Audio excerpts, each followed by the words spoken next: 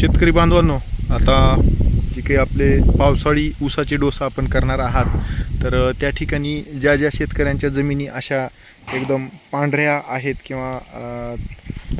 चुनखडीचं प्रमाण जास्त आहे, जसं आपण या ठिकाणी बघू शकता, ही पूर्ण जमीन ही जी आहे ती एकदम पांढरट जमीन आहे. तर अशा जमिनीमध्ये जे आहे ते सूक्ष्म अन्नद्रव्याची कमतरता त्या ठिकाणी जे आहे ते त्यांचं वहन त्या ठिकाणी होत नाही व्यवस्थित, आणि त्याच्यामुळं आपलं ऊस पीक जर आपण पाहिलं, व्यवस्थित निरीक्षण घेतले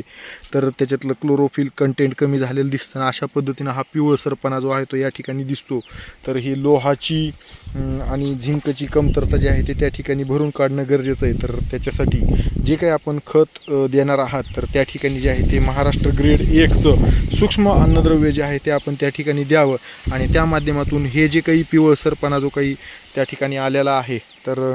व्यवस्थित त्या ठिकाणी अन्नद्रव्यांचं वहन त्या ठिकाणी होऊन हे जे आहे ते हे पिवळसरपणा नष्ट करण्यासाठी त्या ठिकाणी आपल्याला मदत होणार आहे. लोह आणि झिंक व्यवस्थित भेटल्याच्या नंतर नत्राचं वहन त्या ठिकाणी व्यवस्थित होईल, आणि या ठिकाणी मग क्लोरोफिल वाढेल आणि झाडाची चयापचय क्रिया व्यवस्थित होईल. तर त्या अनुषंगानं खताचं नियोजन करताना सर्वांनी हे जे काही प्रॉब्लेम या ठिकाणी आपल्याला दिसतो ह्या शेतामध्ये चुनखडीयुक्त जमिनीमध्ये, तर तो प्रॉब्लेमचं जे आहे ते निराकरण करण्याच्या अनुषंगाने आत्ता सांगितल्याप्रमाणे खत व्यवस्थापन करा. ज्यांच्याकडे ठिबक आहे त्यांनी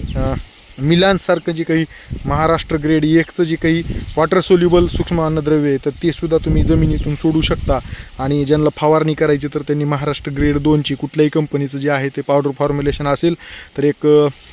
2 ते 3 ग्रॅम प्रति 1 लिटर पाणी, आणि लिक्विड फॉर्म्युलेशन असेल तर